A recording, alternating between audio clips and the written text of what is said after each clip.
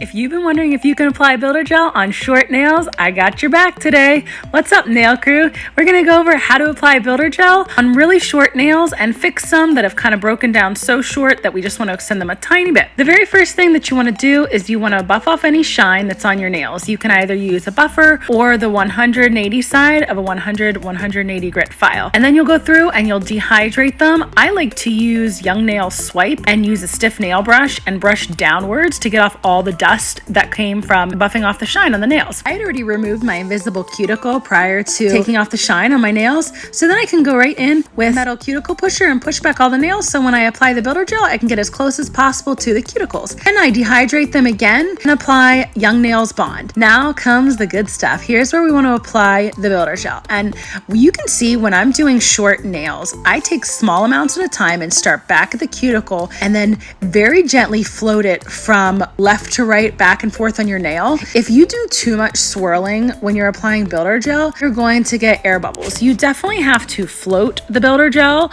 I'm not pressing down at all, but you don't want to swirl too much because then, like I said, you will get way too many air bubbles. Then I just started using a really thin nail art brush. This one's from OG Dip Powder. I'll make sure I leave a link in the description box. And I get super close to my cuticles using this. And it worked really well because when I try to use the full builder gel brush, I would sometimes flood my cuticles and then I'd have to wipe it off. But when you're using the really thin nail art brush, you can get ridiculously close to your cuticles without flooding them since the brush is so small. And then once that I feel like the application is where I like it, then you want to flash cure that nail for 5 to 10 seconds so you can move on to the next one. And then you'll fully cure thumbnail first, fully curing for 60 seconds, and then do your other 4 fingers after that, curing for 60 seconds. So the application is the same for each of your nails. You want to float it back and forth across your nail and down. And now here on my right hand, I had 2 nails get really low when I was taking off my enhancements from the last mani I did. A couple of them actually got way too low, so I at least wanted them to be to my fingertips and be able to do a square look like I did to the others. When I'm extending super short nails just a tiny bit, I don't do an extension at the very tip first. Since I'm keeping the layers really thin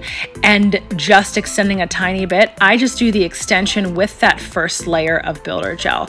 Since it's such a small extension, I just want this little bit of extra length on my nails, and you want to make sure that you are not getting any builder gel underneath the bottom of your nail and on your skin. When your nails are really short like this, it is hard not to get any builder gel on your skin, but anytime you get any kind of gel on your skin, especially if it has HEMA in it, which the products that I'm using right now, the builder gel from OG is HEMA free. Anytime that you get gel on your skin, you're going to increase your chances of getting a gel allergy, and we definitely don't want to do that because then we would miss out on all the fun we can do with these beautiful gel products. Anytime you're doing an extension like this, you want to make sure you flip your nail over for at least 10 seconds before flash curing. And I realized I forgot to add this part to the video. You want to flip your nail over for at least 10 seconds, even when your nails are really short, because this just helps the product from all like pulling down on the sides of your nail. It'll keep it into that like natural apex that even with short nails, you still do want a tiny little bit of an apex. So once you flash cure that, you can just pull off your paper form and then fully cure the rest of your nails for the 60 seconds. And then you want to wipe off your nails with isopropyl alcohol or some kind of dehydrator. Then you can get to the filing. And I love filing. I do most of my filing by hand. I know a lot of people like to use an e-file, but for me, I just feel like the hand file gives you the exact right spots that you want your apex to be and that you want your shape to be. I will sometimes, if I get my nails a little bit too bulky in the thickness of the builder gel, I'll sometimes take an e-file and like debulk a little bit. But when I'm doing any of my shaping like this, I love my hand file. And I always use the 100 side of the 180 grit file.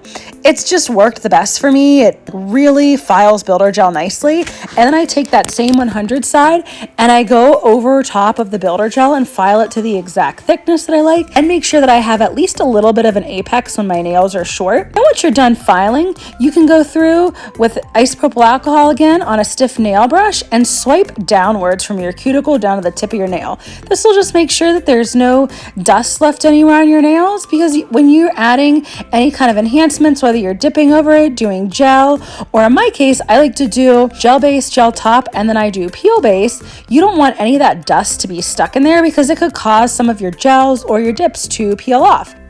If you're using gels, you want to make sure that then you add a bond again over top of the builder gel. This is going to make sure that your gels adhere really, really well and that you don't get any lifting off the builder gel from where your gels are. And if you're using dips, you just want to take a layer of dip base and apply it over your entire nail, and then you can start dipping like normal. Once I finish curing my top coat, I'll wipe off my nails with isopropyl alcohol again, put peel base over, and then get to dipping.